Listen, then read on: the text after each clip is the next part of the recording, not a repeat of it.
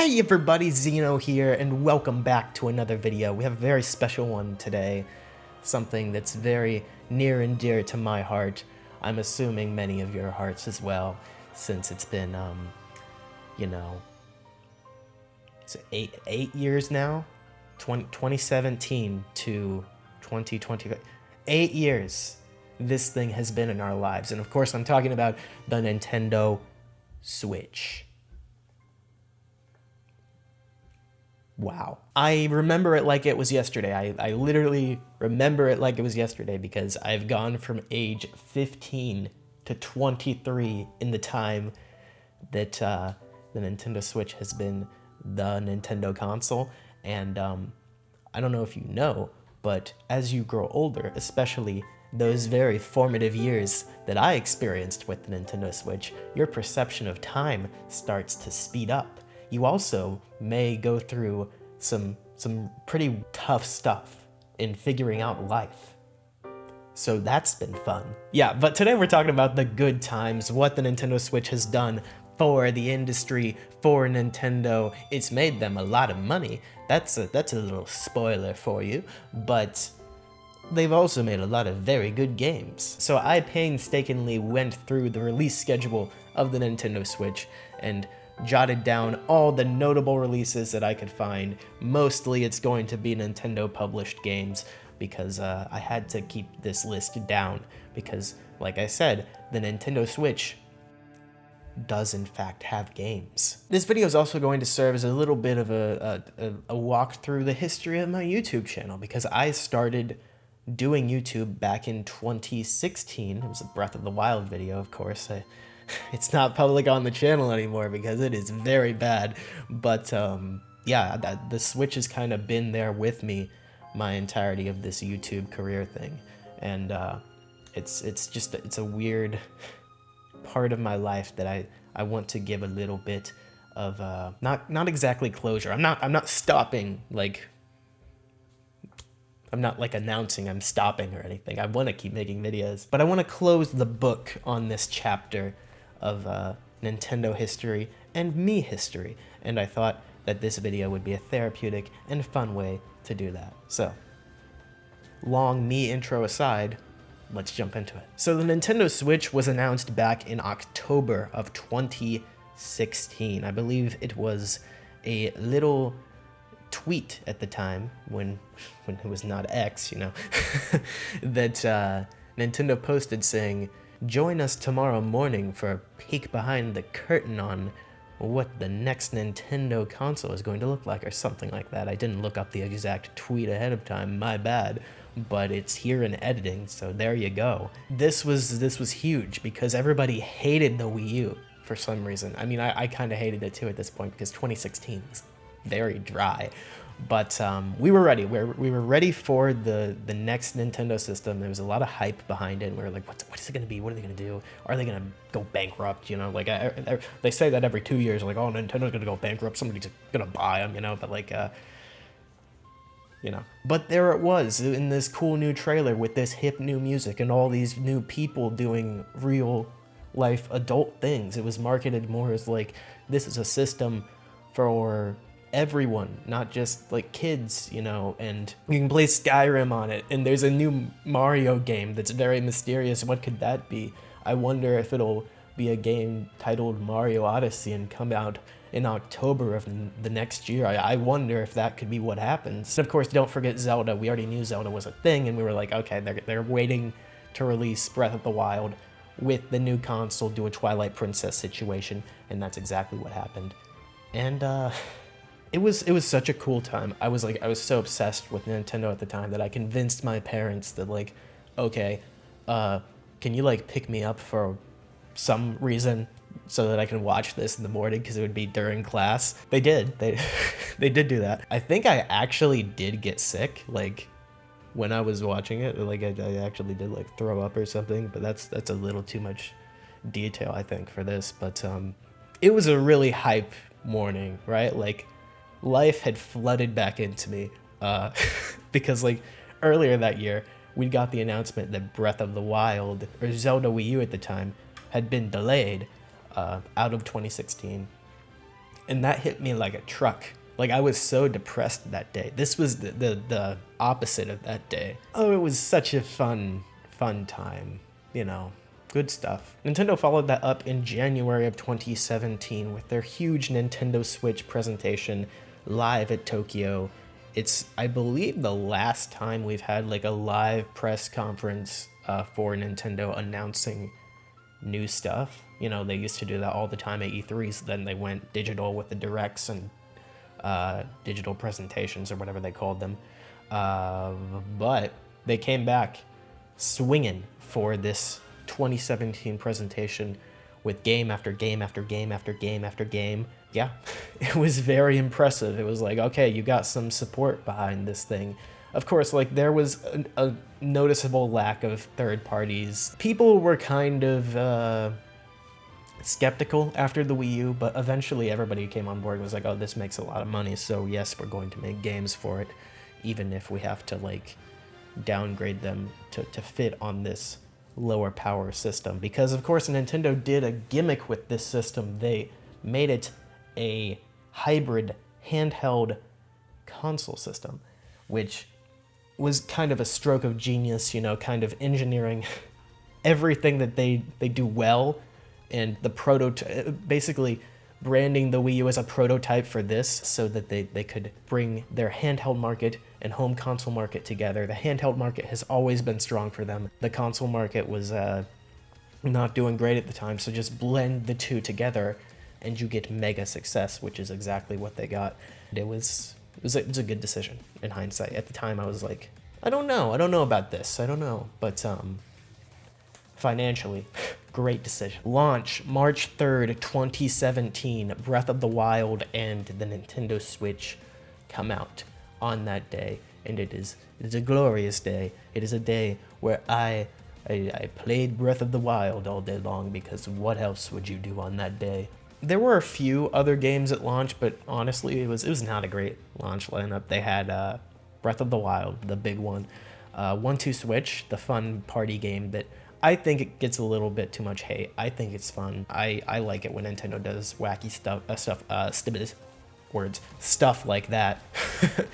And Snipper Clips, which was like a fun little indie title that became a smash hit because it was just such an inventive concept, and I'm really surprised we've never seen like sequels to Snipper Clips beyond like the deluxe version that would come out, I believe it was later this year.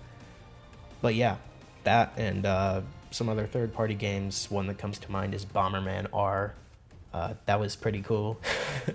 But yeah, it was a pretty light launch. They had Mario Kart coming in April, which was a port of a Wii U game, but for a lot of people that was a brand new Mario Kart game. So it was a great lineup in that sense. And the thing is, it just kept going all year because Nintendo strategically placed it so, okay, we have like a big game every month. We have March, Zelda, April, Mario Kart, June, ARMS.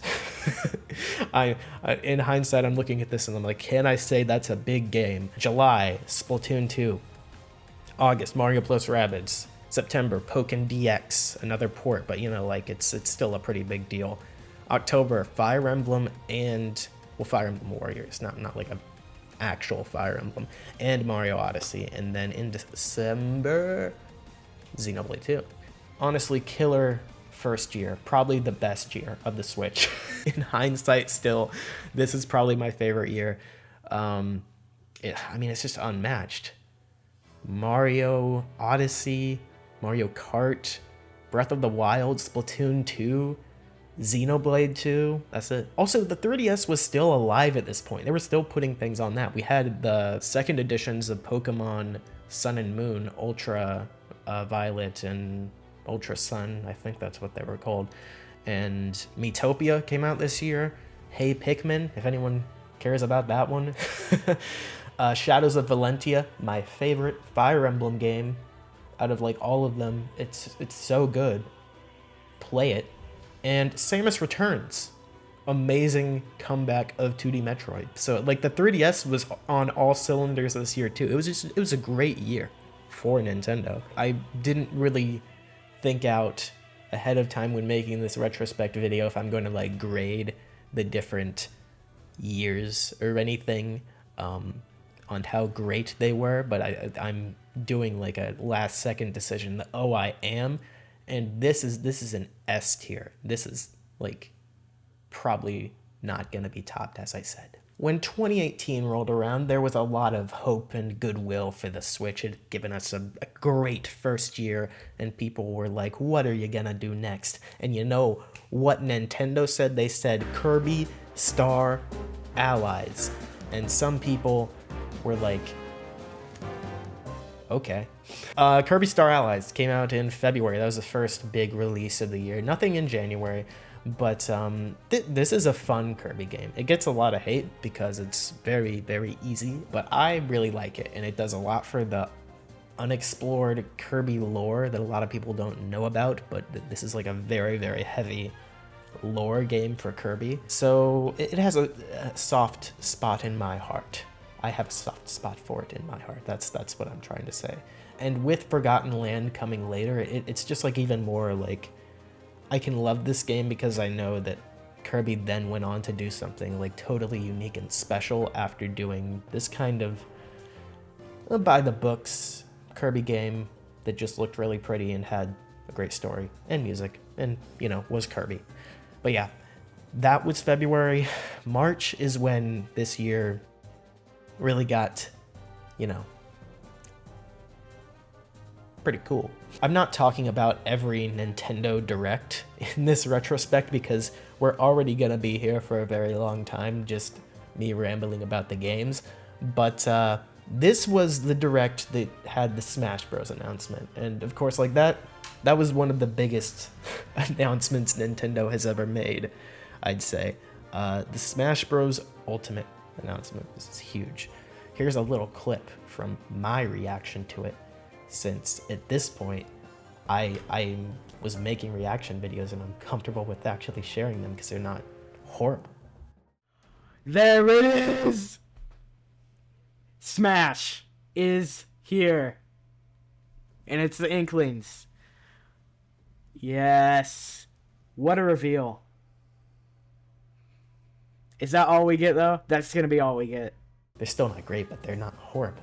So yeah, Smash instantly made this year good, you know? Like, it wasn't gonna be a bad year for the Switch because Smash Bros. Comes out at the end of it.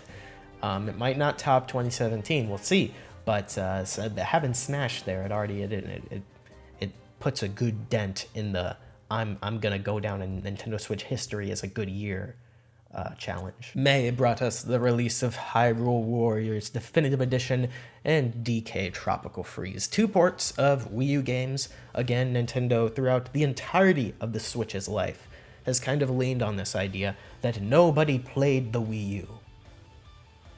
But I did. I was one of the 12. Still, I really enjoyed a lot of these ports as they came out. It was fun to revisit so many of these games that meant so much to me because the Wii U actually did mean a lot to me. Hyrule Warriors, I loved that game when it came out. It was like one of my favorite games. It's a really, really good game. So the Definitive Edition, having all the DLC, all the 3DS stuff on the HD system, it was wonderful. Just great. And DK Tropical Freeze, of course, one of the best platformers ever made. Also fond memories playing that on the Wii U. I did not get the Switch version, but I'm happy that it has a second life on Switch because it's such a good game. June brought us Mario Tennis Aces, and I am not afraid to say it, this is the best Mario sports game that they have made since like, I don't even know, you know? This is like the only good modern one I can think of. And that's because the gameplay, like new additions, are actually like really fun and really good and creative. You look at something like what'll come later with Mario Strikers Battle League, I can't even remember what it was called, see? And it, like you're taking away from the game in that game. Like it's not as good as the other ones because it's missing features. But Mario Tennis Aces, I think, adds a whole lot to the formula and deserves to exist, unlike most of the Mario sports games that Nintendo made for the Switch. So I'm happy to see this one here. It is a point for 2018. It was a good game. Another thing that happened in June was E3. I forgot to talk about it when talking about 2017. Maybe I inserted it back in, or maybe I'm talking about it right now. We'll see. But yeah, they did a Mario Odyssey themed E3 for 2017, which was really, really cool. And they had a lot of games to show at E3 that year too, because 2017 was so packed. So it was a very good E3. I would say that in comparison, the 2018 E3 was a little disappointing because it was pretty much just Smash. I mean, this was where the Everyone Is Here trailer was shown, so that was pretty big, pretty cool. But for me, I was kind of like, I don't know, I don't know. I'm also like the weirdo who, when I see a Smash Brothers game, the number one thing that I want is another story mode like Subspace Emissary with cutscenes and characters from different parts of the Nintendo world interacting. That's what I love the most about Smash Bros. It's fun to play, but my memories of playing through Subspace Emissary are my favorite part of the Smash series. July was Octopath Traveler, the release of Octopath Traveler, a project done by Square Enix exclusively for Nintendo Switch at this point. It would later come to other systems. And I believe it was the very first of this movement in the 2D HD style, where it's like they're pixel sprited, but they're in a 3D world. And it's so beautiful, it's so magical, and I love the style. And I'm glad that it kind of became like a thing that Square Enix does. And they did it with like the Dragon Quest remakes and Triangle Strategy, and maybe some other stuff I'm forgetting right now, but yeah. It's pretty awesome. I would love a Chrono Trigger remake in this style. That would be beautiful, but Square is weird, so they probably won't do that. Yeah, Octopath is amazing.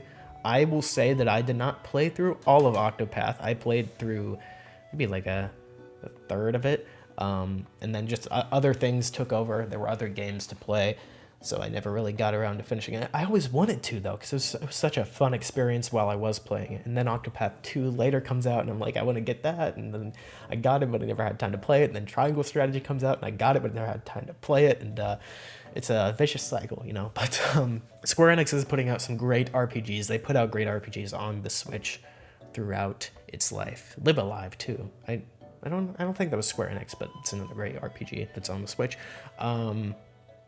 Yeah. Octopath, great. I don't know if I said this yet, but the music in Octopath is some of the best I've heard in games. It's used in the backgrounds of a lot of my videos, a lot of theory videos and stuff, like literally anything I make, because there's a lot of atmospheric stuff, but there's also just a lot of like good tunes, and even Octopath 2. I haven't listened to the whole soundtrack of that one, but some good stuff in there too. September saw no new game release, but it did see the release of a game in the form of the DLC for Xenoblade Chronicles 2, Torn of the Golden Country, which is a beautiful, beautiful, beautiful package of DLC for Xenoblade Chronicles 2. A beautiful, beautiful game that I didn't get to talk about much in 2017, but it's it's such a good game. It's probably my second favorite Xenoblade game. I probably go in number of 1, 2, and then it's really up in the air with X and 3. I could put either before the other. I have problems and loves for both of those games. 1 and 2, pretty perfect. Another aspect of it is when you play the game. I will talk about this in upcoming videos too, I think, because I want to talk about Xenoblade more, so I'm not gonna dwell on it too much here. But Xenoblade 2, wonderful game. Torna, wonderful DLC, probably the second best DLC they've campaign story they've made for a game. It might be the best, actually. I was going between Future Redeemed and Torna. I might give Torna the edge, actually. Torna's really good, and it's standalone too. Yeah, I love Torna. October was our first introduction to Mario Party on the Nintendo Switch, and it was mostly good. They got rid of the car, so that was a good start. They got rid of the car, and they introduced these new dice mechanics, which were cool, right? But they also were weirdly weighted towards certain characters, and the map design was really not great. But overall, Super Mario Party was a great, like, let's get back on track for Mario Party. And in retrospect, knowing what came later, I'm so happy with this game and the two to come after. November was Pokemon Let's Go Pikachu and Eevee, two games that I often forget exist, but they're really okay. They're remakes of the original Pokemon games on the Nintendo Switch, and they're the first Pokemon games to add the feature of co-op, where you can play with another person. And it was kind of bare bones, and it was never expanded upon again. There's never been another co-op Pokemon game. It was just this one. And the capture mechanics were very different too, because it took a lot from Pokemon Go, if I remember correctly, where you had to like throw the Pokeball at the Pokemon to actually catch them. It feels so weird trying to remember this stuff, because I'm trying to like bring the image of this game back into my mind. I played through the whole thing, but it feels unreal. Like, did they actually do that? I don't know. I don't know, guys. But yeah, December we finally got Smash. It was wonderful game. Got 2 waves of DLC in later years too. I forgot to mark those down on my list, so I'm probably gonna skip over them when they actually come out. But the 2 waves of DLC were also great. Gave the game longevity and life, and some cool characters like Joker from Persona 5. It was really weird, because it was like my first introduction to that character, but then in the coming year, that character would like mean so much to me, because I would play Persona 5 and it would become one of my favorite games. Weird little tangent there. Tangents throughout the entirety of this video, but I think they're fun tangents. This is a tangent. I'm talking about nothing right now. Get back to the video. Yeah, Smash was great. I liked that World of Light was there, a kind of single-player campaign. It was no Subspace Emissary, but it was cool and fun. I did enjoy it. I know a lot of people didn't enjoy it, but I thought the idea of using spirits in that way was actually kind of cool. I would be very happy with that as a campaign if there were just more story cutscenes of like characters interacting. Then that could be like wonderful, because my favorite part of Subspace Emissary is not particularly the gameplay. It's a fun game to play, don't get me wrong. I like the gameplay of Subspace Emissary, but I know it's probably a lot to make that. Whereas if you're just making these battles with different conditions and then sprinkling on all of these cutscenes with different characters interacting and a story behind it, it's got to be a lot less work. You're just working on the CG cutscene side, and then more it's like, okay, we're gonna program together these things that are already in the game. It's just regular battles that you do in between, which works really well for me. I'm mostly here for the cutscenes. That's what I'd really want out of a new Smash game if they go with the story mode, and it's too much work to do Subspace Emissary like levels again. Just like do World of Light again, but with cutscenes and interconnected storytelling that's a little bit better. But yeah, Smash Ultimate's a great game. That's not anything new to anyone. I'm gonna give 2018 a rating of a B. It's a B. It's a pretty good year. Onward to 2019. What a year. What a fantastic year for people before 2020 happened. But we don't have to talk about that one yet. January 2019, we got Super Mario Bros. U Deluxe, a Wii U port of Super Mario Bros. U. I could talk about this game, but it's a Wii U game, it's a port, and this video is already running long, so I'm gonna stop talking about the ports so much. Nothing in February, but in March, we have Yoshi's Crafted World, or as some might say, Yoshi's Crappy World? I don't know. Apparently it wasn't that great. I didn't play it. Yoshi games were kind of ruined for me by, I think it was New Yoshi's Island or whatever that game was on the 3DS that they made, because I played that one and I was like, this is just not that fun. I'm not really vibing with this. And I later heard it's apparently not a very good Yoshi's Island game, but I just kind of took that as, I hate this series in general, and I'm not gonna touch it again. Except for Woolly World, because that one just looked too cute to not play it, you know? And it was a Wii U game, and like we had nothing else to play. Skip a few months there. We didn't have anything in April or May, but in June, Super Mario Maker 2, which before release was such an anticipated game for me. I was like, this is going to be one of the Smash hits of the Nintendo Switch 2. This is one of the defining games. And then it came out, and I kind of forgot about it within a month, and I think most people did too. Which is really weird because Mario Maker is such a like huge thing that like anyone can make Mario levels. You create like an unlimited amount of Mario levels that people can play, and you get to make your own. It's just fun. But it just didn't hit the same way as Mario Maker 1, which is weird because that one was on Wii U, didn't have as much of a player base.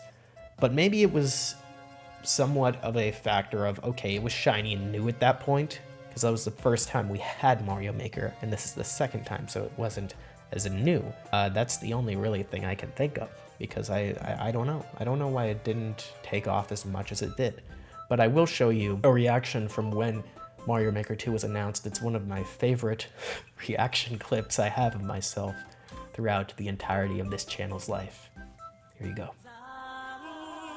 Oh, here, are you kidding? Is this Super Mario Maker? Oh!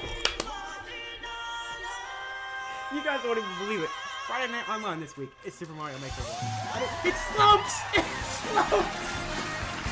My gosh, it slopes! I can't hear it. June was also an eventful month because we had the final in-person E3 ever. Like, I don't think it's coming back, guys. It's been dead for a few years. But this was the final in-person E3. And it was mostly around Luigi's Mansion and Pokemon Sword and Shield for Nintendo. And then some Link's Awakening space. I can kind of say that because I went to this E3. I was there. It's such a bizarre story because I, like, growing up, you know, I wanted to go to E3 my entire life. I was like, I really want to go to this. This looks so cool. Wow, look at all these new games you get to play them before they come out. That, like, this is where the game journalists are, and I want to be that someday. I eventually found out, no, I don't want to be that someday. But at the time, that was my dream, right? So I really wanted to go to E3, and I found out that you have to be so old to actually be able to get in. And also, like, it was a long time before they had passes for the public. It was, I don't remember when, but a few years before they closed was when they opened up the gamer passes for the public. But everything kind of aligned, that I was old enough, those passes were a thing, and I somehow got to LA so that I could go to this E3.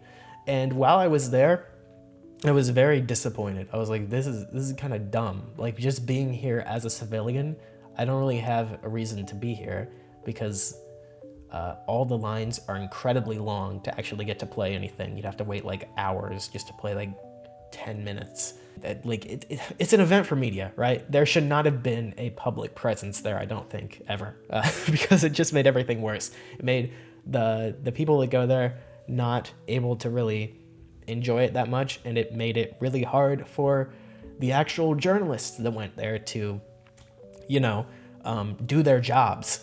So yeah, that might be part of why E3 ended, because they made bad decisions like that. But it was such a cool experience, like, in hindsight, right? Like, at the time, I was kind of disappointed. I was like, this is not what I thought it was going to be. I thought it was going to be so much cooler. I did meet Doug Bowser, which at the time I also thought was, like, a really cool thing because, oh my gosh, he's going to be the next Reggie. Then he just wasn't. Even though he has the name Doug Bowser, how can you have that name, run Nintendo, and just have no public presence? Come on, man. But yeah, I'm so glad that I did get to have that experience because it was the final E3, and I was, for a while there, sad that, like, oh, I went to this E3, and I didn't like it that much, and now they're all gone, so I don't get to go back again and like it more if I ever go back as, like, a journalist or any of that. But over time, I kind of came to realize that, you know, no, it was fine. You know, I was so lucky that I did get to go to E3 at all, since the timing was just perfect. So yeah, that was my fun E3 experience in June of 2019. Just a month later, in July, we had Fire Emblem Three Houses, which I think was a big deal, a very big deal for the Switch. It's a game that I don't hear talked about a lot nowadays, but like when it came out, I feel like it was huge. I enjoyed it so much. I felt like there was so much like community around the game, and people were like, "Oh, well, which house are you gonna choose, huh? Golden Deer." I don't know what that was. It was a great game. It's one of my favorite Fire Emblem games, and I'm very, very sad that they didn't take the direction it was heading in and translate that into what would become Fire Emblem Engage, but we'll get there when we get there.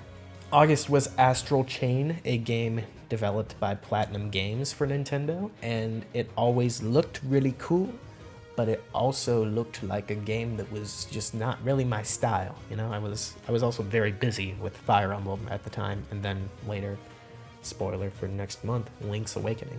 So I didn't play it, but I've heard very good things from friends that have played it. It's just a fun little piece of Nintendo Switch history, and apparently a good game. September 2019, Link's Awakening Remake came out, and this is such a beautiful little game.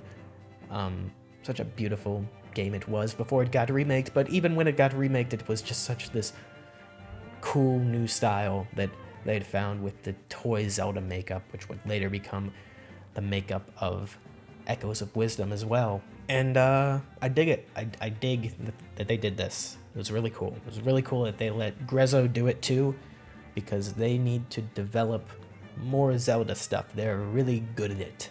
So yeah, that was great. Switch Lite also came out this month, and that was cool as well. Never had a Switch Lite. I never really saw the need for one, since I mostly use my Switch in dock mode, but I'm glad that they gave people the option. October was a pretty big month. We had 2 releases, Ring Fit Adventure and Luigi's Mansion 3. Let's start with Ring Fit. My goodness, this was way better than it had any right to be. It was a fun game, and it actually gave you a good workout, and it apparently sold pretty well, actually, which I don't think anyone expected. So it was a fun little success story for the Nintendo Switch, and I'm still kind of sad that I never beat it. You know, I was really into it for a while, but I never got that dang dragon, whatever the heck his name was, but he was not good. Luigi's Mansion, wonderful, wonderful, wonderful game made by Next Level Games, wonderful, wonderful studio that is now under the banner of Nintendo. They later purchased them after this. They were like, "You did such a good job on this. Here's a lot of money." But Luigi's Mansion 3, incredible animation, fun gameplay. It's a little divisive in some areas, being, I guess, kind of sectioned into floor by floor. Some people didn't like that. I remember I didn't fully like it at the time. I liked the idea of full mansions better from Dark Moon. So hopefully they go back to that in future games, but it's a fun time. And Gooigi was created in this game, so that's cool. Pokemon Sword and Pokemon Shield. First Pokemon games on an HD Nintendo console, a home console that are actually like mainline Pokemon games. And it was such a big deal, and it was such a controversy, and it was such a road to a lot of bad things for the Pokemon company. But I love these games. I had so much fun with them. I remember playing online with friends after it came out, and like the online features were not great, but we had good times. And it's just a fun little game. Just don't overthink it too much. It's Pokemon, you know. This was also kind of like a pivotal moment for me in my YouTube career, because up to this point, I doubt any of you had heard of me. This was when I went from like 100 subscribers to eventually 1,000, and then like, you know, it just kind of kept going up, because I had my first Zelda theory in, I believe it was November of 2019, where I talked about Breath of the Wild 2. Ooh. And that was a very pivotal moment in my life in a weird way that I made that little video, which was actually an offshoot of a Halloween special video that I did that year. that I remember slaving away on. I spent so much time on it. I was like so invested in YouTube, even though it was doing nothing for me at that point. I was not making any like actual revenue or anything. Granted, I've honestly not ever made that much revenue off YouTube, but at this point I wasn't making any, you know?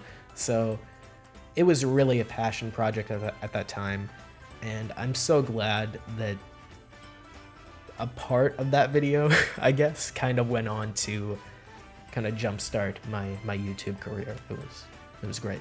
I'm gonna give 2019 overall an A. It was a pretty good year. There were no like huge heavy hitters, but a lot of like really solid games. So 2020, you guys want to talk about that year? Maybe we could skip over that one. You know, we don't need to talk about that one.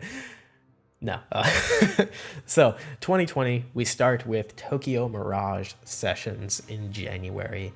It's not a remake, a port of a Wii U game, which is Shin Megami Tensei Cross Fire Emblem. Very weird concept, even weirder execution. I'll leave it at that. You guys, if you're curious, go find out more about that game. I never played it, but it always looked kind of wacky to me.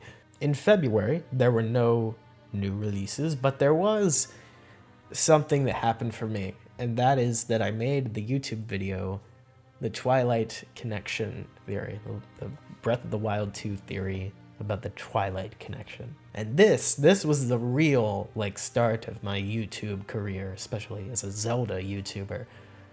This was the video that kind of went viral, I guess you could say, and eventually, I think now it's almost sitting at 300k views. So like if you're watching this video, there's a good chance you have watched that one. Yeah, it was kind of a thing that I did. That's about all I remember about it. Yeah. Honestly, it's weird. That video, I don't remember a lot of the creative process on it. For a lot of these other videos, I do. Maybe it's just because it's fading with time, because that one's like further back. Like I couldn't tell you I couldn't tell you any about the creative process of the one back in November, but this is the one that really struck a chord with some people, and they were like, maybe you got a point there, you guy on YouTube. But yeah, it was a pretty big moment for me. I remember I released the video and it was performing pretty regularly for a while there, and then we got to like March and it hit like a huge spike. And it was around my birthday, so I was like, this is super cool, like this is great, this is a birthday present for me. But then at the same time, that's also when another thing happened. Certain world event, you know, that kind of defined the next few years for me and the entire world, you know. But yeah. In March, we had Mystery Dungeon Rescue Team, a remake of the first Mystery Dungeon game, Pokémon Mystery Dungeon. I don't know if I actually said Pokemon in any of that, but yeah. Cool little remake. Never been a Mystery Dungeon guy, but happy that it's back in this, at least. I don't think they've made anything since this, so maybe it's not back, but it was back in 2020. Then Animal Crossing, of course, you know, huge because of the pandemic at the time. That kind of like made it an even bigger success than it already was going to be. And Nintendo kind of fumbled with it because they didn't release like any new content for the game for like a year or two. I don't remember exactly, but yeah, they didn't do much with it. The game is also kind of flawed in some aspects. It's a great game, has a lot of innovation for Animal Crossing, but at the same time, it kind of strips away a lot of the character, I'd say. All of the villagers just kind of feel the same. It's been a like, what's the word? I can't think of the word, so slow burn of villagers just kind of losing more and more personality since the first Animal Crossing game, where they could be like really mean to you. And now in this game, everybody just loves you no matter what you do. You can hit them with a net 50 times and they will give you a hug. So, you know, yeah. May was a big month for me. I don't know about you, but it was a big month for me. A lot of things happened for me. Did they happen for you? I don't know. But Xenoblade Chronicles Definitive Edition came out. A remake of my favorite game of all time, I'd say. I can pretty comfortably say that. So it was huge that came out. I branded the whole month as Xenoblade month, and I did like 3 or 4 Xenoblade videos. So yeah, that happened. I also released my second big hit theory this month, which was the 10 true or false facts, or 10 true or false theories about Breath of the Wild 2. I was looking at theories that people had made and saying, I think this is a good one. I think this is a bad one. This is not going to happen. And yeah, that did really, really well. That is actually, I believe, the most viewed video on my channel now, above the Twilight Connection. They fought for a very long time with who was going to be the most viewed, but it seems that True and False has won until you guys all watch this video and make it my most viewed video ever. So tell your friends we're doing that. That's an order. On another personal note, this is actually when I started making revenue off of YouTube, because even though I qualified a few months earlier to be able to do that, it took a few months for YouTube to like get me through some issues I was having. So I missed out on a lot of the revenue from the Twilight Connection theory as it was kind of like getting big. Just a little bit of behind the scenes YouTube drama for you there. But yeah, this was also, I'd say, when my passion for making videos was like at its peak, right about here. I mean, this whole kind of section at the beginning of 2020, I was hooked on the success, I'd say. Kind of to an unhealthy degree, because it became more about making videos that would perform than videos that I really liked, you know? So that became an issue over time with my YouTube channel, and part of why I started to upload less and less as the fatigue of only making Zelda content and making content for so long kind of kicked in later in 2021, which we'll get to. One more YouTube channel related thing I want to bring up this month was the history of Monolith Soft video that I made. One of my favorite YouTube videos that I've done. It was just such a joy to put together a little documentary type piece on a company that has made so many things that I absolutely love and cherish. And learning about the history that they had and things I didn't know that they had done, but I also love and cherish, like Chrono Trigger, or like to a degree Final Fantasy VII, although that's what Xenogears was going. Like, go watch the video. You'll understand. But yeah, Monolith is a great company with a great history, and I'm just so happy that they keep seeing more and more success. So support them, support Xenoblade, support it all. Yeah. In June of 2020, we peaked though. The best Nintendo Switch game came out, and I'm only half being ironic with this because it's Clubhouse Games 51 Worldwide Classics, an actual banger of a game. Such a good game. I adore this game. This is like the, I'd say, Wii Sports of the Nintendo Switch to me. It just has that kind of vibe, like way more than Nintendo Switch Sports could ever dream of having, you know? It's so well put together. It has so many fun games, like 51 Worldwide Classics. I know one of them's a piano, and that's not really a game, but you know, like 51. So some of them are. And, you know, it introduced me to like different tabletop games from around the world that I was not really like super aware of, but are like really fun, like Mancala. That's such a fun game. And it has like deep roots in like human history. So, you know, like it teaches you stuff about these games too, which is awesome. Just a great game. If you have a Switch and have not picked it up, pick it up. It's a great party game, and that's all there is to say. Another good release this month was Paper Mario: The Origami King. You know, some people don't like the way that the new Paper Mario games were going. They were very upset, and Origami King didn't really go back to what was traditionally working, at least gameplay wise. But story-wise, I feel like it kind of did a little bit. It was a fun game, had a very good sense of humor, beautiful game, and I enjoyed it. I did enjoy playing through it.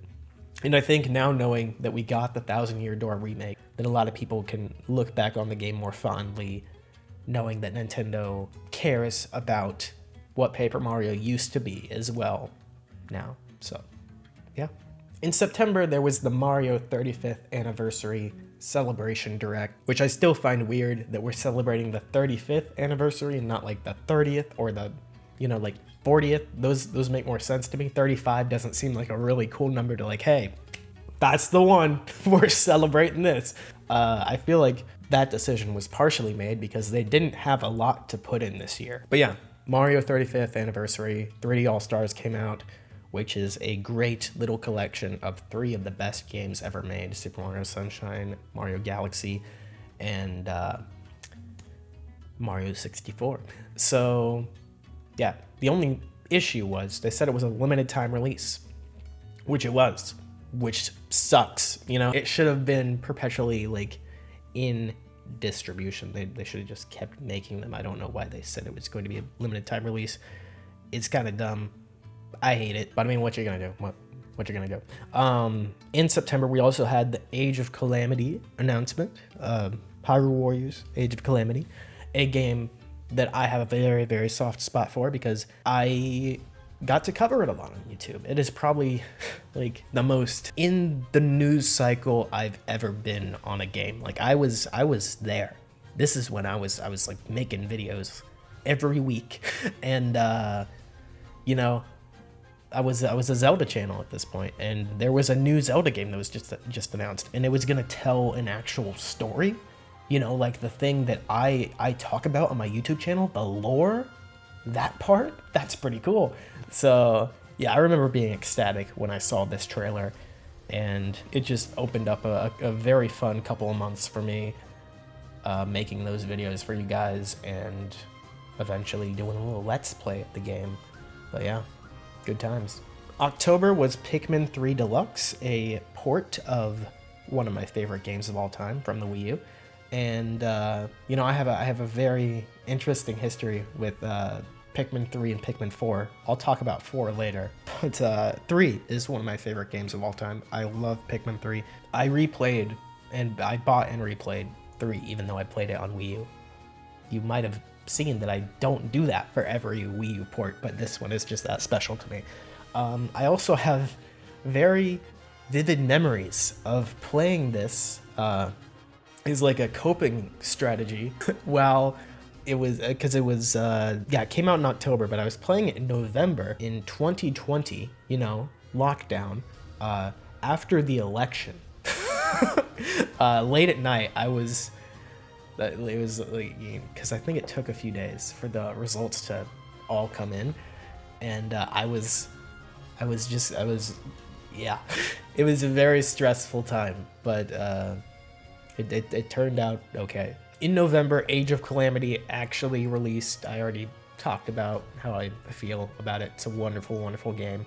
I am saddened by the fact that it kind of is debated if it's canon, because even if it is canon, it doesn't really matter because of the way that Nintendo set up the story. Go watch my canon video on it, I guess. But yeah, because I really do enjoy the game, and I really wish that the story it was telling had more impact, but it doesn't. And I'm worried the same thing will happen when we eventually get to Age of Imprisonment later this year. That and little side tangent here on Age of Imprisonment, I don't care. I don't care about the story of the past in Tears of the Kingdom, because it's just not that interesting to me.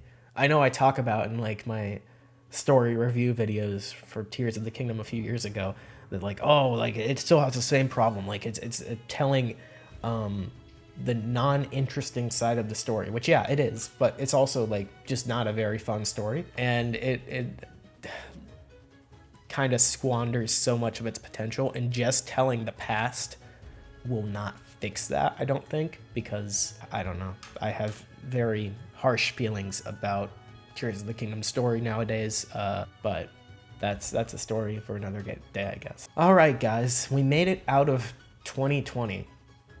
Thank goodness. I'm gonna give this year, oh gosh, it's weird, right? Because it actually was pretty good game-wise. So I'll give it a B. It's a B. 2021, here we come. So 2021 was a big year for me on YouTube because I kind of went like full YouTube, you know? I had graduated high school, I believe this May, like May of 2021. And after that, I decided I'm gonna pursue this for a while. I'm gonna do YouTube, see if I can turn it into a career. That didn't really happen. I also got really burnt out and depressed, and it kind of led into a very rough 4 years for me, kind of still ongoing now. But you know, part of that's just life and the age that I'm at, I think. But yeah, 2021 was full-time YouTube year for me, and I was cranking out those videos, and you guys were watching them, and you were like, yeah, he's got a point about what video did I make this year. The something. In February, game-wise, we had Super Mario 3D World plus Bowser's Fury, another Wii U port, but this one did come with essentially a new game as well in the form of Bowser's Fury. A very, very, very fun little campaign for 3D World, after 3D World, I guess. Very, very different, because it was like a 3D Mario game. It's a cross between 3D World and Odyssey, and it's actually really good. If you haven't played it, I'd recommend it, you know? So yeah. In March, no games, but I did make probably two of my favorite videos I've ever made. Definitely theory-wise. I feel like these are the most creative, and like, you're onto something, buddy, that nobody else has thought of that I ever got while writing a YouTube Zelda theory video, which is my Majora's Mask theories about the Happy Mask Salesman and Majora and the Fierce Deity. I really liked the script for those videos. I put so much time into editing specifically the Majora and Fierce Deity video. I think it's one of my best edits, and I'm just very proud of those videos, and I recommend, if you have not seen them, to go watch them. Apparently Echoes of Wisdom like either reinforces or debunks part of the Majora's and Fierce Deity video, but I've yet to finish Echoes of Wisdom. I'm gonna stream it, guys, I promise. But yeah, we'll see eventually with Echoes of Wisdom. April 2021 was Pokemon Snap, a game I always forget came out on the Nintendo Switch, but it's really, really fun. You know, it's a nice little expansion of Pokemon Snap. A great N64 game. Glad that we finally got a sequel, and it's good. It's great. I liked it. I didn't actually finish it, but I had a lot of fun with the time that I did play it. May is a similar story for me with Miitopia, remake of a game that came out in 2017 on the 3DS, so nobody played it. It was done by Grezzo, you know, the Zelda team, the guys that make the really good Zelda remakes. Yeah, they did this one, and they did a fantastic job on it. The character creator is insane.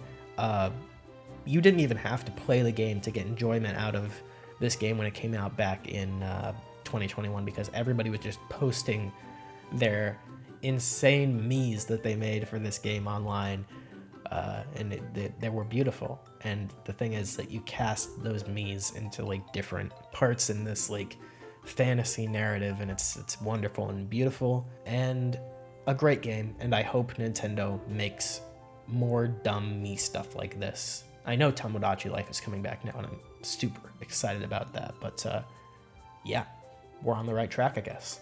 June 2021, we have the return of E3 online, not actually in person, and also the last one. They did it online this year, and then they were like, we're gonna come back 2022 in person. Don't worry, guys. Then they canceled it, and it's never come back. So it was a sad series of events, I'd say. I miss E3. I wish that the industry would bring it back. I think it was a great place for I don't know, just like community and interaction. And like I said earlier, I don't think that really fans should be there, but I think that it was a great source for developers to meet one another and for journalists to be able to cover games and make cool content about them. I know that like GDC is a similar place for developers to meet, but I don't know, like the more the merrier, right? Like I don't know. I feel like E3 was something special, and it's just not the same without it. But as E3 dies, Game Builder Garage rises from the ashes, I guess. This was a little game made by Nintendo to kind of teach people how to code and make their own games. I don't know that much about it, but it seemed like a really cool idea, especially for like kids that might be interested in game design, to like actually understand what is game design and if they might actually like it. So that's really cool. Mario Golf also came out, as I have said my piece already. Terrible. I haven't actually played it, but I doubt it's very good.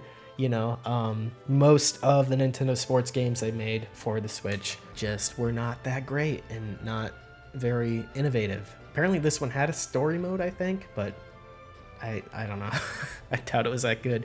And to be completely honest, Golf has always been my least favorite Mario sports game to play. So July 2021, a new Zelda game, something for me to talk about on my Zelda YouTube channel. Skyward Sword HD came out, which is a wonderful remake of a wonderful underrated Zelda game.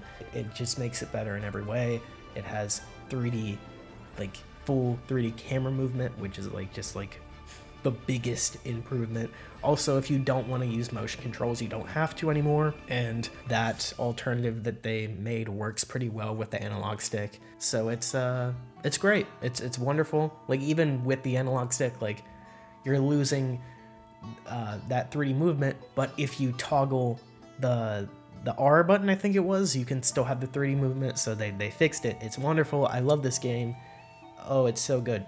Play it. August was No More Heroes 3, a long anticipated game and the end of the trilogy from Suda 51 for No More Heroes. I never played any of them, but I've always heard such great things, and I watched Germa play through No More Heroes 3, and that was great. I mean, watching Germa play through anything is great, but like, that was wonderful. I'm happy we got that. September was WarioWare Get It Together, a actually really fun WarioWare game. I was skeptical when I first saw it because, you know, it's not like other WarioWare games where you actually like control your little character and you all have like different ways of controlling, but it actually works really well and it's very creative. I love the game. And yeah, October, the Switch OLED came out, which was a big deal for OLED screen enjoyers, which I have become. They're so expensive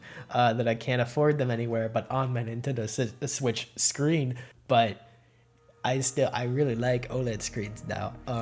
Metroid Dread also came out this month. It was partnered with the OLED as like its main, like this is the game to get with the Nintendo Switch OLED. And what a game to get, because Metroid Dread is so fantastic. Wonderful. Mercury's team, who did Samus Returns, came back, made this one, Metroid 5, Metroid Dread, the long-awaited, rumored sequel to the 2D Metroid games, and it's kind of worth the wait. It's really good. This was also the month of Mario Party Superstars, where we really got back to the basics with Mario Party, what the people want, and that was bringing back some of the best boards from across the series. You know, just doing normal rules.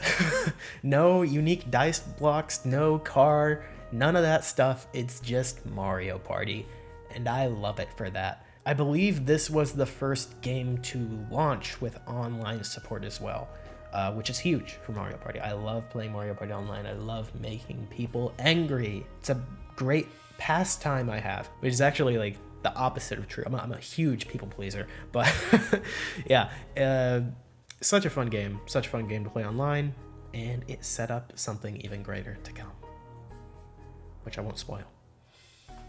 Except I will, because we're going through all of the Switch games. We'll get there. November was Pokemon Diamond and Pearl, Brilliant Diamond and Shining Pearl. And honestly, like we could skip over these two. I forgot they existed. I believe the only time I played these two was on stream, and it was a pretty bad stream. There was one really funny moment where I almost died at the very beginning because it was a Nuzlocke, and I was gonna die with my starter.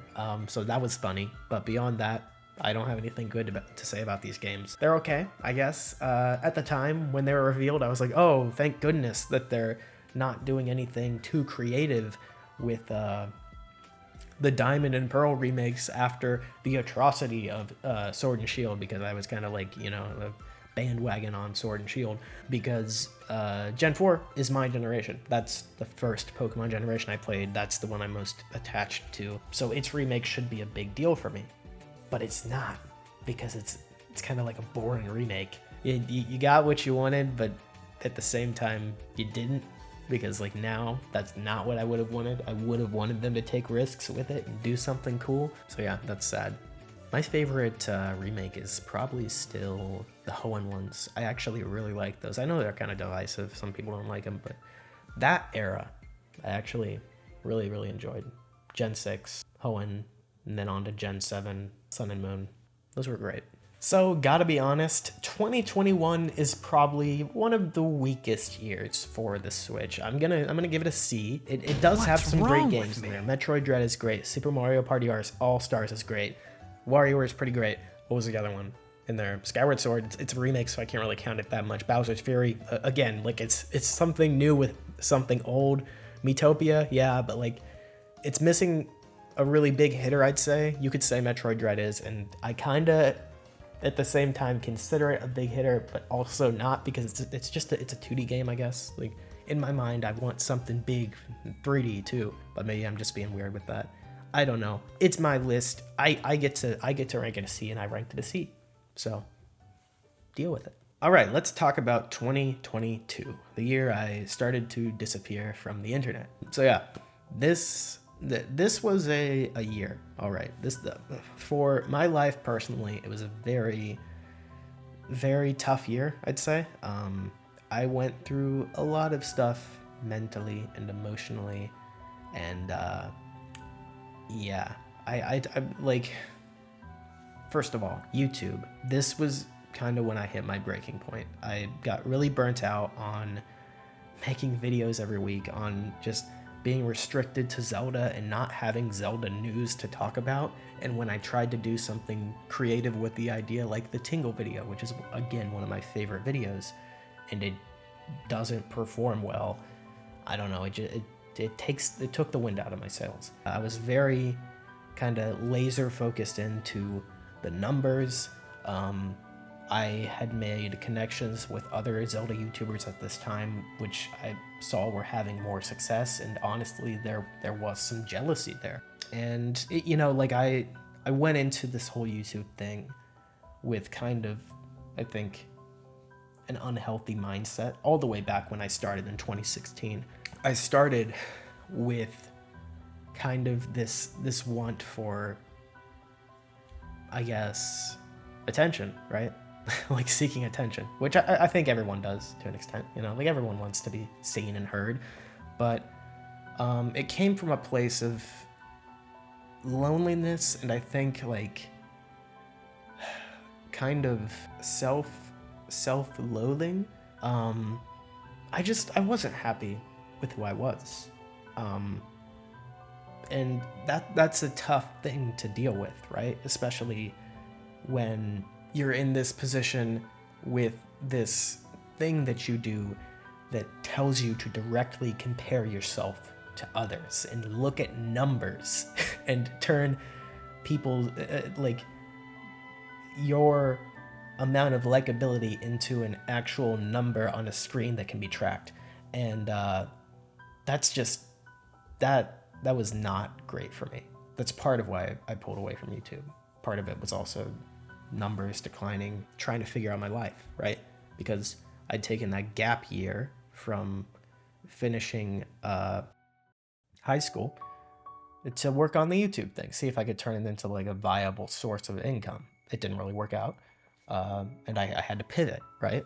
In a lot of ways. I was pivoting on that. I was pivoting on like who I was, who I wanted to be. I don't know. There's this element of it too where it's I see myself portrayed, and I'm very influenced by media, as we all are. So, you know, like being the kid who was obsessed with video games their entire life and kind of didn't have that many like IRL connections. It weighed on me, and it was something I wanted to break free of. So I kind of made a huge effort to do that. I got a real job. I started going to college. I got my driver's license, I believe. I don't think I had it at that point. I don't remember. I got it kind of late, but yeah. I kind of just tried to transform my life and, in a sense, grow up, maybe. Become a different person, maybe. I don't know. I'm still figuring this out now. But it was tough. It was very tough. And it's hard for me to open up about, but it's something that I do want to be open about because it's part of my journey and it's who I am. I've been very bad about hiding who I am, about living behind a mask of emotions most of my life.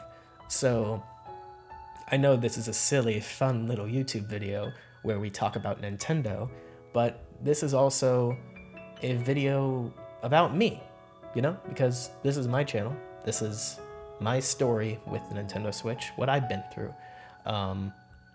And I don't think I could make it properly without mentioning these things. And like I've said, this was a rough year for me, 2022, but it didn't stop there, right? Like, it's not like I turned around my life. I decided I'm going to go in this different direction, and it changed everything and made me happy again and not depressed, because that didn't really happen. And it's been a long process, and I'm still kind of going through it and figuring things out. And I don't know, I feel like a very different person than I was then. And I don't know if I'm happy with that. Which is weird to say, right? Because the original goal was to change myself. But I don't think I changed in the right ways. I just became more cynical. That, like, you can even see it throughout the 2022 and 2023 videos that, like, I lost a ton of weight too, because, you know, personal appearance has always been a thing I've not really been a fan of for myself. So that was something I struggled with, and yeah, just trying to find my place in the world, and I'm still figuring it out. So, you know, if you're in a similar spot, just know you're not alone. Me, if you're rewatching this video, no, you're not alone. And if you're not going through something like this, just know that it happens, and to be aware and empathetic to other people that are. Like, it's such an interesting thing to have depression and think about that there might be people that don't, because, like, it's such different points of view that you can't really imagine what that difference is. You can't get inside another person's head. I'm getting very philosophical here, but, you know, like, I think that's why empathy is just such an important thing. And at the end of the day, that's all that really matters. Just being kind to one another and finding purpose in that. I don't know. I've gone off the deep end with this conversation, but yeah, it's stuff that I'm constantly thinking about and I'm trying to figure out, and it's rough, you know. Existential crisis, growing up and trying to find your place in the world, trying to accept yourself, all questions that I wish I did not have to grapple with. And I wish back in 2022 I didn't go down the road towards. But at the same time, you know, the grass is always greener. It probably would have hit me either way. So that's kind of my piece on all this. Let's get back to the silly Nintendo stuff. But yeah, thank you guys for listening to that. Let's keep on going. you know what they say, the number one cure for depression is Pokemon Legends Arceus. So it was a godsend. We got that in January. Yeah, Pokemon Legends Arceus is a great game. Wonderful, wonderful little Pokemon game. One of my favorites. Way better than Scarlet and Violet, which we'll talk about. Probably my favorite Pokemon game on the Switch. I love the new additions that it brought in. I love that it's a Gen 4 story, as I kind of talked about with Diamond and Pearl. And it was just a joy to play. And I'm excited for A through Z, or whatever the heck they're calling this next one for Gen 6. I know this is a Nintendo video, and we're talking about Nintendo releases on the Nintendo Switch. It's a Nintendo Switch retrospective. But, you know, I've talked about life stuff too in here.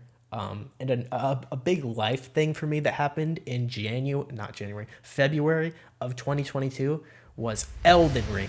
This game is so good, guys. This game is so good. It's one of the best games ever made. And it was just such a joy to play through. I'm really bad at it. I'm really, really bad at it. But I played through it with friends online, and they carried me. And like we grew closer through that experience, and it was really fun. And I love Elden Ring. You guys love Elden Ring too. You should. If you don't already, you should love Elden Ring. And guess what? Elden Ring is coming to the Nintendo Switch too. So if you only play Nintendo, you too can play Elden Ring. And it's gonna be great. Thank you. Anyway, March is Triangle Strategy and Kirby the Forgotten Land. Two great games. I've heard great things about Triangle Strategy. Like I said back with Octopath, I have not actually played it, but it's sitting on my shelf. I should get to it. Kirby and the Forgotten Land, I have played. Wonderful, beautiful game. It's Kirby. Like, as the years go on, I just grow more and more attached to this goofy little pink puffball. He's just like peak character design, and his games are fun. And this is the first 3D one, and I love games in 3D, and I'm glad that Kirby got to jump into that.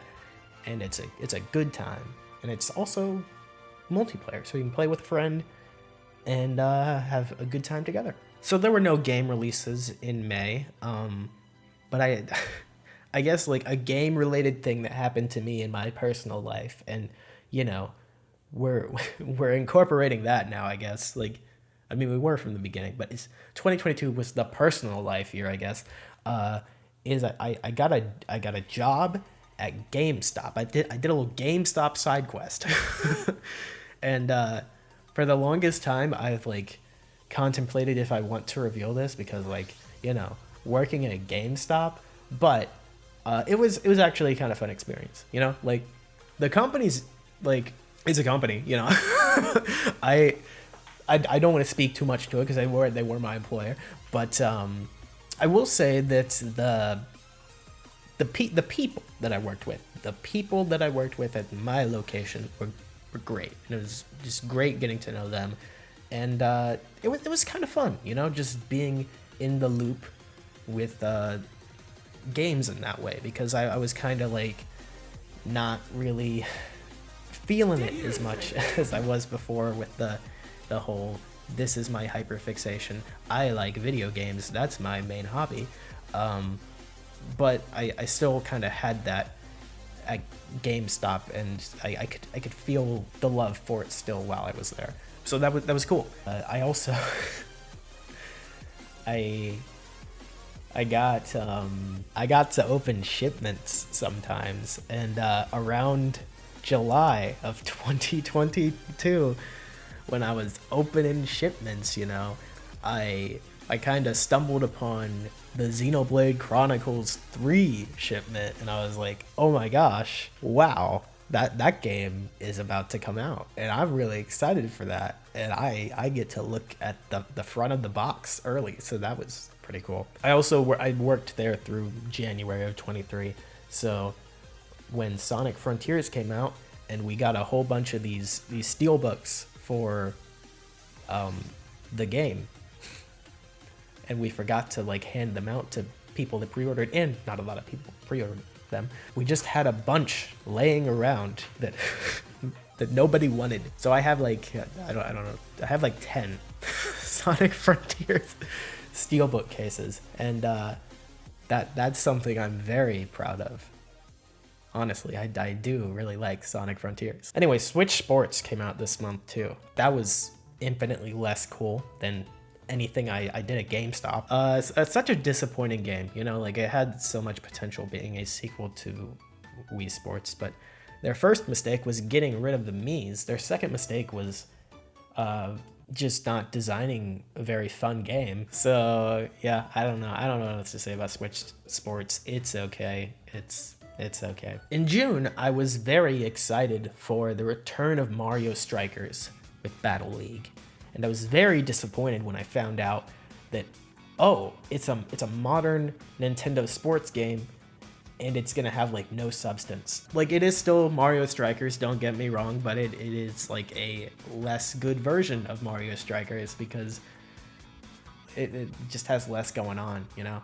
Yeah, that's all I have to say about it. Fire Emblem Three Hopes was also a game that came out in June, and this game I never played. It was a game. It was a game that came out, and I played the original Fire Emblem Warriors back in 2017, which I really structured this video weird because I kind of like did an overview of 2017, then in 2018 I started going game by game and talking about each one. So 2017 we don't talk about each game, but every other year we do. But I'm not going back at this point. This is my ramble video. This is what is happening. This is what's being done, and I am gonna dread editing this thing, but you guys are gonna like it. It's gonna be a good video. I'm rambling again, but yeah, Fire Emblem Three Hopes. I feel it was kind of unnecessary, but they did it, and I'm sure some people like it. I don't really know what else to say about it. I have it. I should play it, but I have not. July of 2022. This was going to be when Splatoon 3 came out, but a little swapperoo in the schedule made it so that it was Xenoblade 3. I was going to say Splatoon 3 again.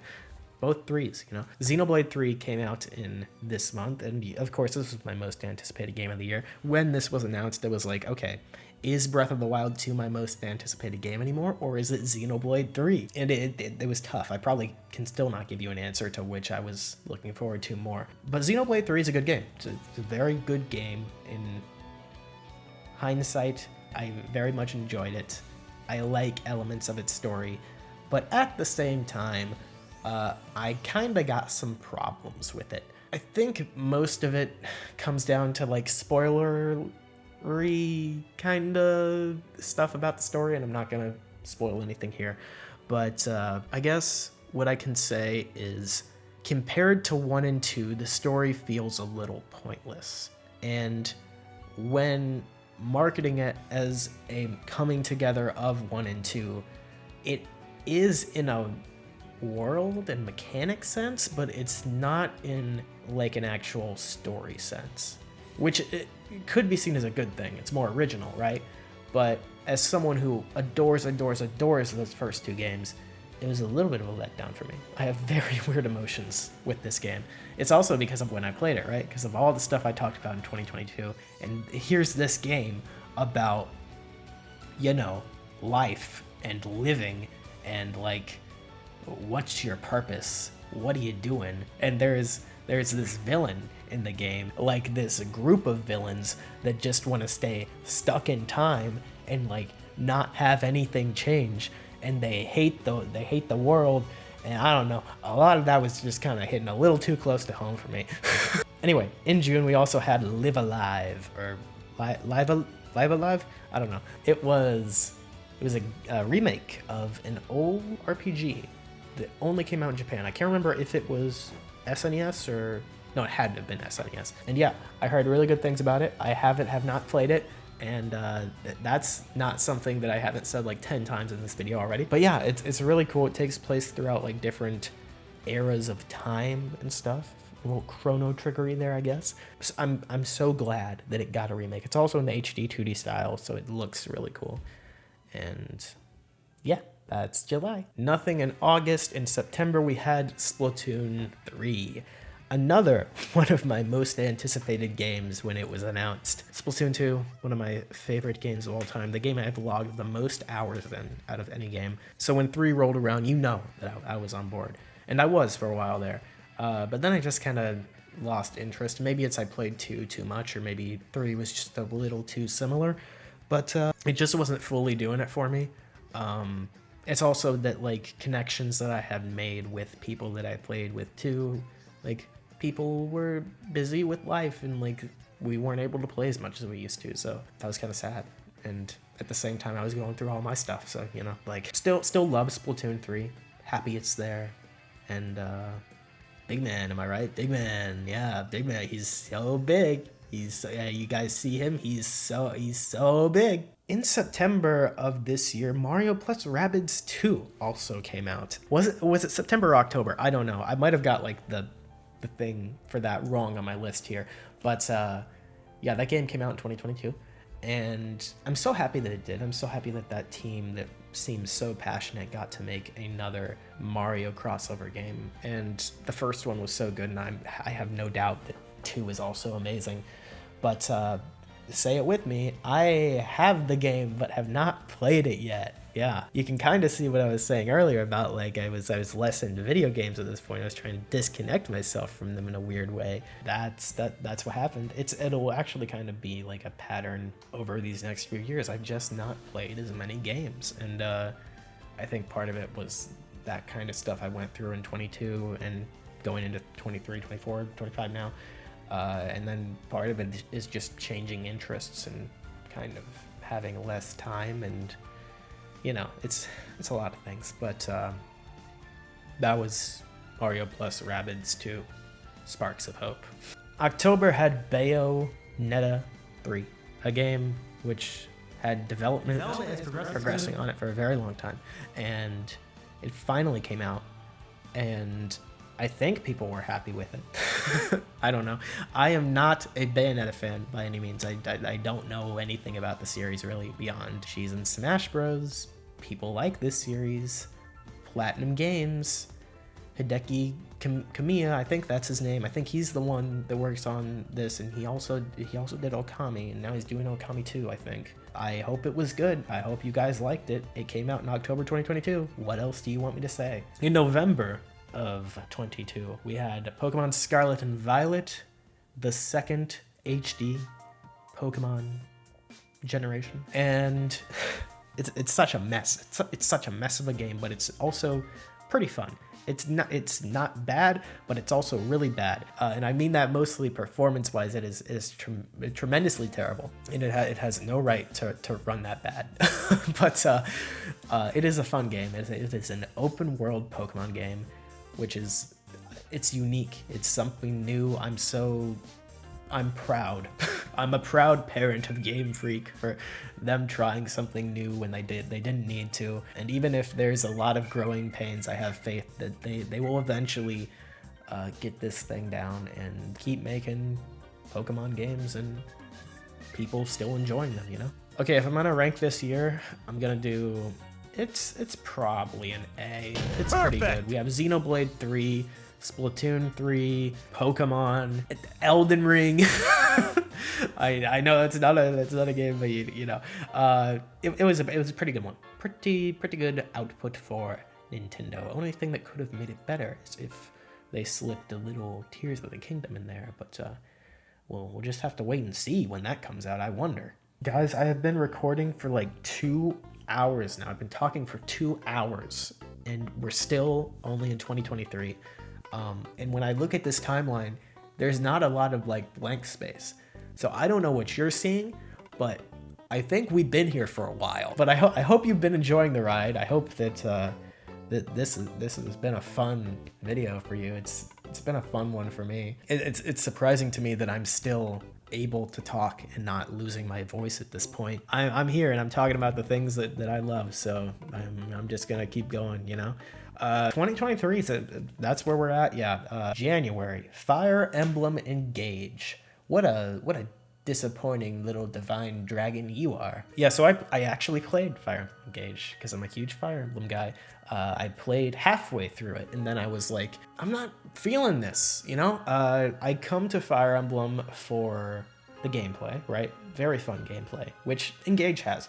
But I also come to Fire Emblem for the vibes, the good story, the medieval fantasy, good versus evil, all that junk, I don't know. And Engage does not bring it. Engage brings like way too many weird anime vibes for me. And no disrespect, I know there's a lot of great animes out there. I've since been converted to One Piece in the past few years. I love One Piece. Maybe you'll see some videos about it eventually. But I don't know. This is like, what's up with the hair? What's up with their hair? You know? And like they call him Divine Dragon, and it's just weird. And you know, I wasn't feeling it. So I hope that the next Fire Emblem game we can go a little more in the direction of Three Houses, and I mean, that would just make me really happy. In February, we have Prime Remastered and Return to Dreamland DX, a remake of a Wii Kirby game. Kirby just gets all the love here on Nintendo Switch. I mean, as he should. He's such a lovable little guy. Prime Remastered, on the other hand, is something we've kind of been waiting for a very long time. Heard rumors about remastering the Prime games ahead of 4, and it's finally here, the remaster of 1.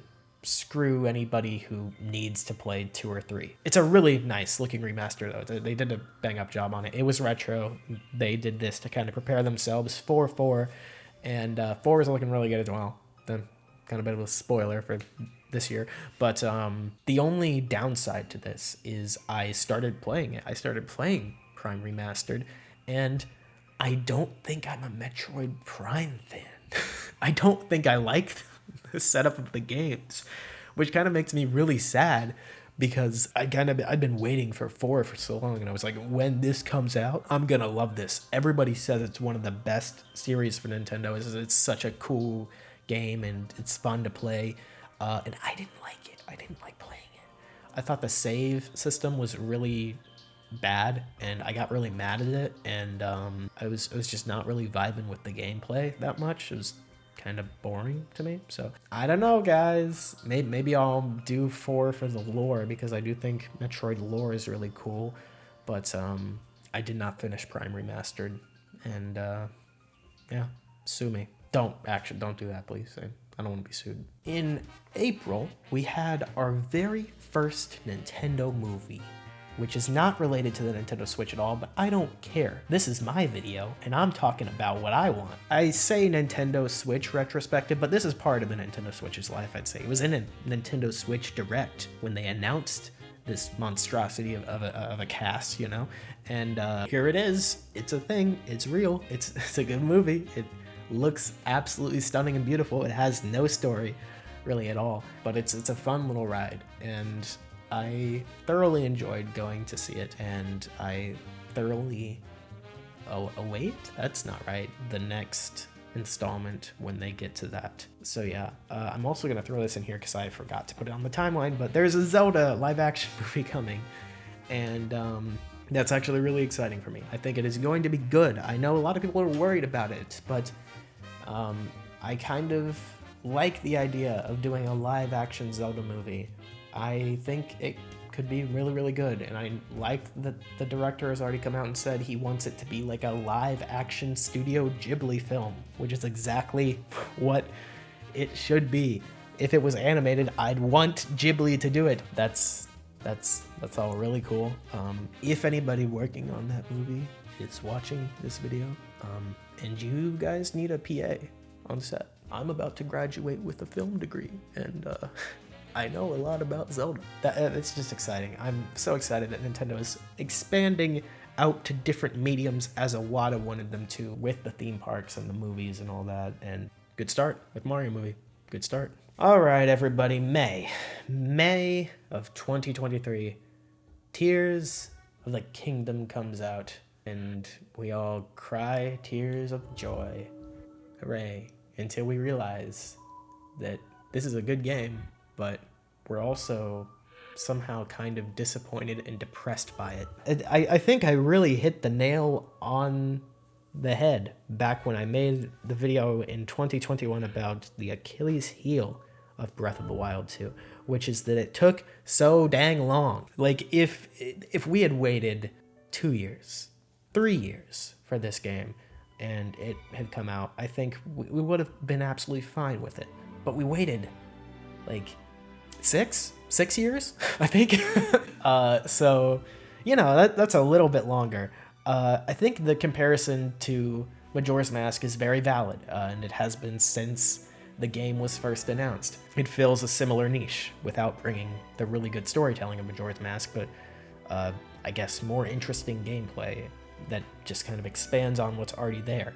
The difference is Majora's Mask was developed in a year and came out like right after Ocarina of Time. This game came out 6 years after Breath of the Wild, and it's like the successor to that game, not just the sequel. It's the successor. It also takes Breath of the Wild and makes it mostly obsolete because it just kind of builds on this open world game and makes it so much better that there's really very little reason to go back to Breath of the Wild now, which I don't like. I think I've talked about most of these things before, but you know, like as the years have gone by, it's 2025 now, it's been like 2 years. It's insane to say that, but also it's kind of gotten worse for me. I've kind of developed more of a like disdain for some of the decisions made with this game.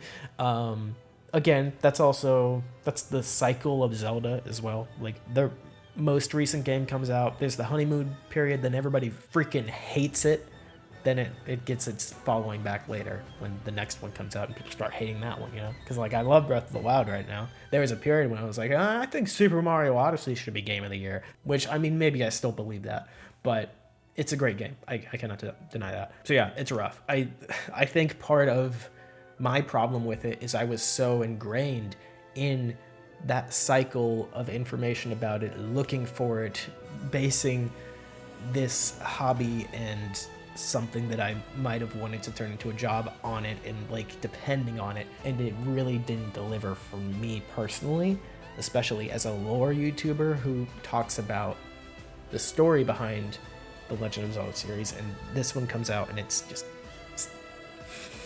I don't know, you already know. So yeah, that was Tears of the Kingdom in May. What a beautiful, wonderful game. I'm so excited to see the Nintendo Switch 2 version, but at the same time, you know, I got my feelings, but it is still a wonderful, wonderful game. Nintendo did a great job with it. So yeah. In June, Everybody 1-2 Switch came out. that was cool. That was a fun thing that they did. I've played this one. A lot of these games that I haven't played, maybe I should have played them before I played 1-2 Switch, but I played 1-2 Switch. Everybody 1-2 Switch, yeah. And it's not great. It's not great at all, but it's a passable party game. Like, I'd rather be playing Jackbox or the original 1-2 Switch probably. But it's there, you know, it's not hurting anybody. I don't think so, at least. I mean, that guy with the horse mask, he could hurt somebody, but I'd like to believe he's better than that. Oh my gosh, what is wrong with me in this year? So, July, Pikmin 4 comes out. I've streamed about this game since I had a YouTube channel. The most important prediction of the bunch, the one that has to come true. Has to. I tell myself that. Pikmin 4. Please, Nintendo. Please, Nintendo. Please, Nintendo. I want a new Pikmin game. I believe that quote that we found out about back in 2015 by Miyamoto, when he said Pikmin 4 was almost done, was actually just, hey, Pikmin. But I do think that a Pikmin 4 is in development right now, and I do think it actually will happen. I think it's just going to be a bit further out than we are anticipating at the moment, and just as an extra measure to make sure Nintendo shows this darn game, this boy right here, he's gonna get it. If you don't show that game at E3, so you better be showing that game, because I don't think anybody wants to see this happen. I don't think this is something that any party here wants to see. But it's gonna happen if you don't uphold your end of the bargain, okay? Also, I'll throw Luigi out the window too, sure. If you don't Show it. So you better show it, Nintendo. There's an incentive now. You have to. FBI, open up! My ideas were actually something different. That doesn't make any sense. I had one idea.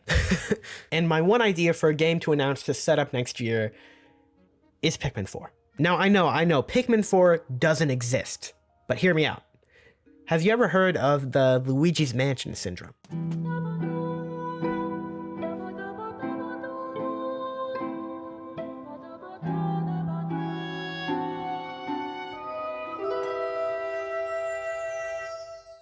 I said Pikmin 4 would be announced. Pikmin 4 doesn't exist. Now to the main event. Please take a look at this.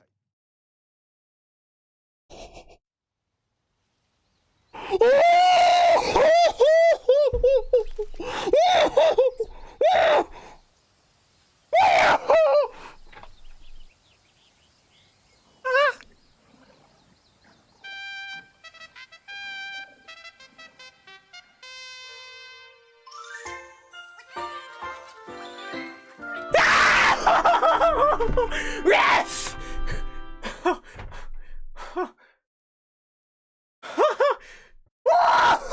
win! Pikmin 4. Still doesn't feel real, but yeah, Pikmin 4. I've got my worries about this game. I think Miyamoto might be doing some weird things, trying to change up the gameplay style, and I really hope he doesn't. It's always been something I want. I adore Pikmin 3. I really, really wanted Pikmin 4. 2015, interview came out, Miyamoto says, it's almost done, guys. And like, you know, 8 years? Has it been eight? No, not 8, 7. Sorry, man. 7 years since then. And he finally delivers on that process. You know, it was almost done. And Pikmin 4 is here. And from the get-go, with the first trailer for this game, I was worried. I was worried because of the art style. I didn't like how it was going more cartoony. Like 3 had this more realistic look, and it was going in more like graphically impressive. And while 4 is still a very nice looking game, it's more cartoony, not as realistic, which is part of what I loved about the Pikmin series. That kind of uncanniness, the creepiness that came with being a little guy in this kind of photorealistic but still whimsical world. And I think 4 loses a lot of that. I have not played all of 4 because I kind of got upset playing 4, and I was also going through this phase of not really liking games as much, and I have not gone back to it yet because I'm just kind of afraid that like my suspicions will be validated. I have heard too that it tries to reset the lore of the series, that it's kind of a reboot, and I hate that. I absolutely hate that. I loved the underlying lore of the original 3 games, where it seemed like that was going with this idea that like there's this force living on Earth that is pulling in these captains, the Umibozu theory. That's what that 19 like Halloween video I was talking about way earlier, like that was one of my favorite parts of doing that video, talking about that theory. But that's all thrown out now because you know, we have a new Pikmin canon with 4 and a bunch of characters that I couldn't care less about, and a dog which, like, okay, it's cute, but I don't really want it here. So I don't know, it's a bit of an issue for me, and I know a lot of people that love Pikmin 4, so I feel weird about it, and maybe I do just need to go play the whole thing, but that's currently where I sit with that game. In August though, we got Pikmin 1+2, so that semi makes up for it, I guess. I love Pikmin 1. I have played through Pikmin 1. I did it on stream actually, and it's a fun game, you know, almost as good as 3. Not really, but like it's still very good. Pikmin 2, I have not played. I've actually not played Pikmin 2. I'm a huge Pikmin fan, but I haven't played 2 or 4. I don't know. I just really don't like even numbers. I think like the cave system idea was never something I was super interested in. It was kind of something I was more like, I don't really like the idea of not being timed in a Pikmin game, because that's part of the fun, that multitasking and kind of getting that down, the management of just getting as many things done as possible. But they brought that back in 4, so maybe that's part of why I'm kind of peeved about it. But yeah, otherwise, that's awesome that they re-released those 2 in HD in this package, and it's great. Yeah, that was August. October. This is weird because I don't remember this at all. I don't remember that this came out. I looked up a list of Nintendo releases, and I could not tell you this actually came out. I have vague memories of this being in a direct and them saying, hey, this is coming, like, soon. But I don't remember it actually coming out, and that's Detective Pikachu 2. I played the original Detective Pikachu. I didn't finish it, of course, because I never finished games, apparently, even when I was, like, playing games like crazy back when it came out. But I really enjoyed what I did play of Detective Pikachu 1. So 2 is like, that's cool, it's here. I don't think it's something I'd really enjoyed too much now. But I've heard absolutely nothing about this game. Like I said, I forgot it existed. But it does, and it came out in October last year on the Switch. So let me know in the comments if it's any good. In October, though, we had a game with a whole lot of fanfare, which was Mario Wonder. Our first 2D Mario game in quite a while that's not Mario Maker. And it's so wonderful to see Nintendo getting away from the new Super Mario Bros. Style and doing something unique with Wonder. I can only hope that like every 2D Mario game going forward is kind of like the 3D ones in that they do something completely unique. I know some people might say like, oh, I'd actually be okay with another Mario Wonder, but I just like the idea that like everyone is unique. Like that just makes them more replayable and more interesting games to me. Mario Wonder is a 2D Mario game, so there's only so much enjoyment I can get out of it because I've played so many 2D Mario games, and Mario Maker is a thing, so there's actually like infinite 2D Mario to play. But it is a very fun game. It has so many creative ideas. It's such a beautiful art style, and I'm happy. I'm so happy that they made it. And apparently it was a game made by a lot of newer developers, which is wonderful, you know, because teach those guys how to be the next generation of Nintendo as the older developers kind of step down and retire. And yeah, I just think it was a wonderful little project. Get it? In November, we have WarioWare Move It and Super Mario RPG, 2 games that came out in November of 2023. Mario RPG, absolute classic, certified classic. It's a great game. I played through half of it on Nintendo Virtual Console on Nintendo Wii U, and I loved it, and I don't remember why I didn't finish it. It's probably just because other games came out. But I own it, but I have not played the remake. And I've heard that it's a great remake. It's very faithful. That like the new special moves kind of break the gameplay a little bit, and that's not great.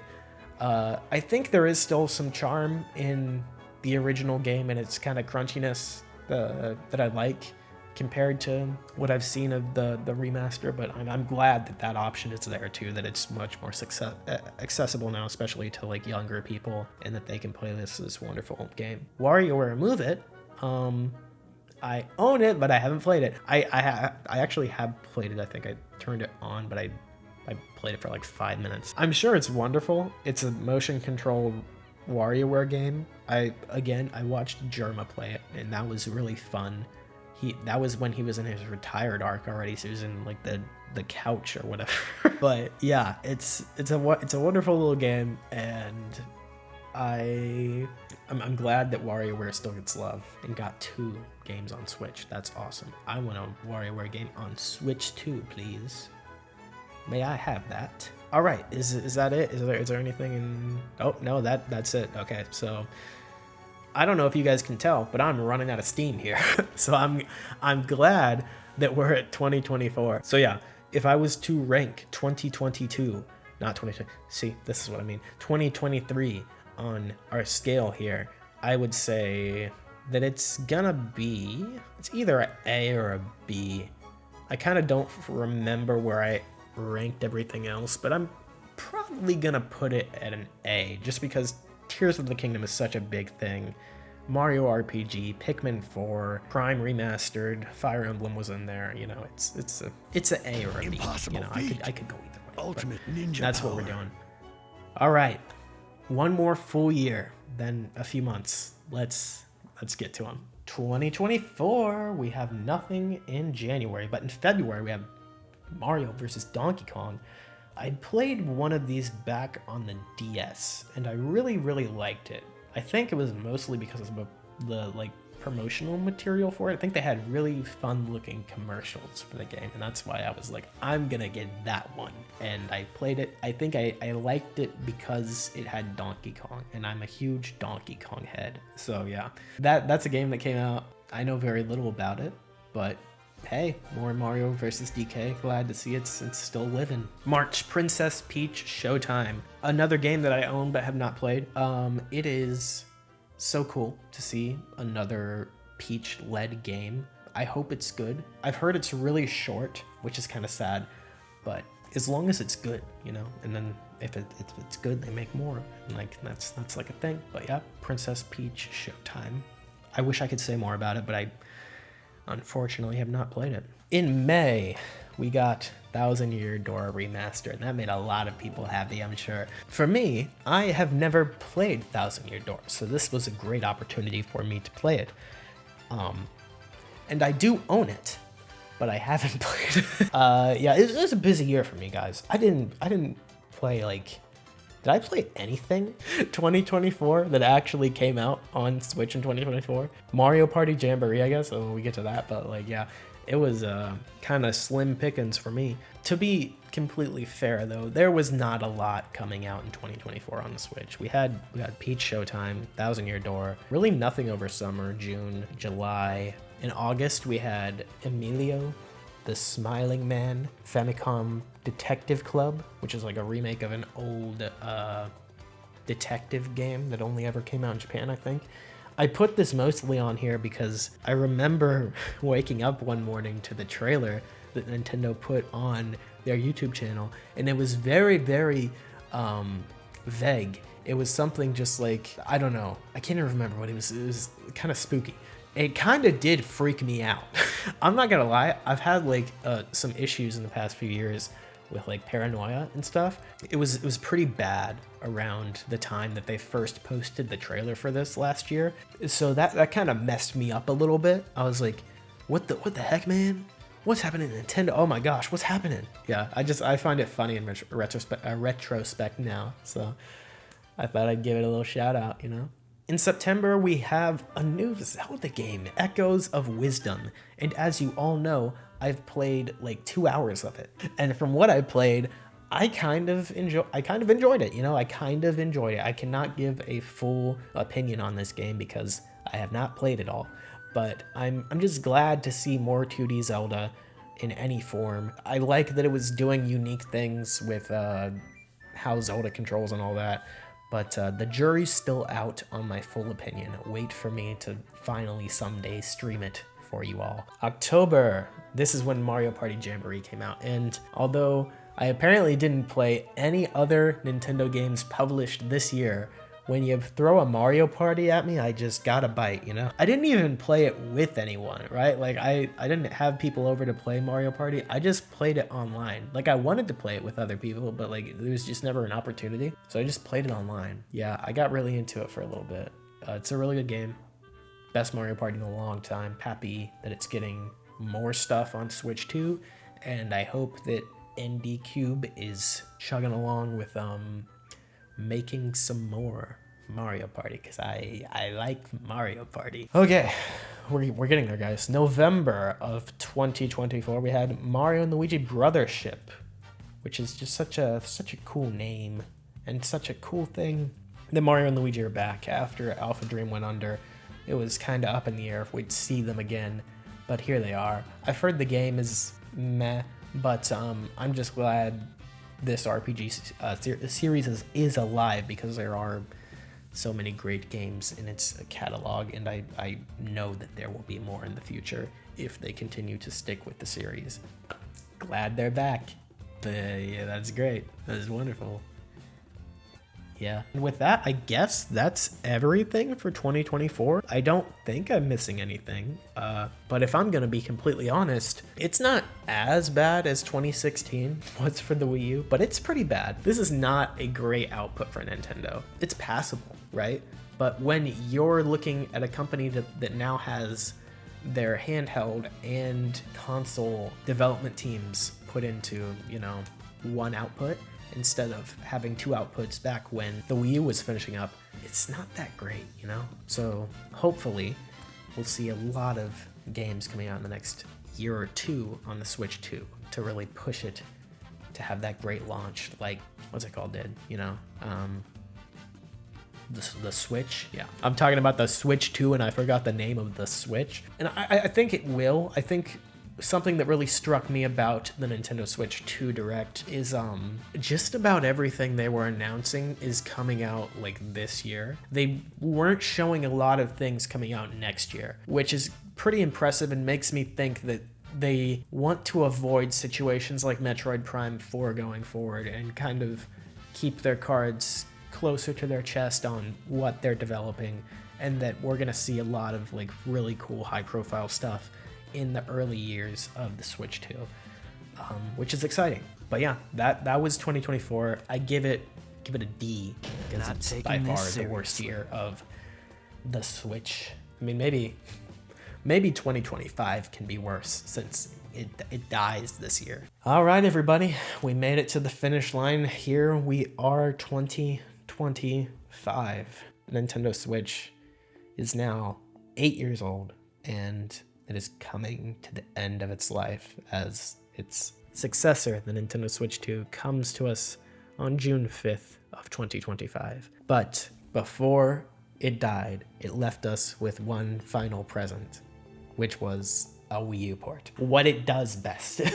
So in March of this year, to close out the big releases for the Nintendo Switch, we have Xenoblade Chronicles X, which is a Xenoblade game, so I'm gonna like it. But it's also just a game that we've been waiting for a Wii U port for so long. Like, of all the games that needed to make it off the Wii U to the Switch to find a broader audience, this is one that tops the list. It also comes with new content, which I will not spoil, but it also has a lot of implications for the future of the Xenoblade Chronicles series, and that was cool, I guess. Like, it's kind of like debated how good the new content actually is, and if they went the right direction with what they did with the story, but I'm still excited, So that's great, and I did play it. Yeah, so they got me with that one. If you put Xenoblade on the name, I will play it.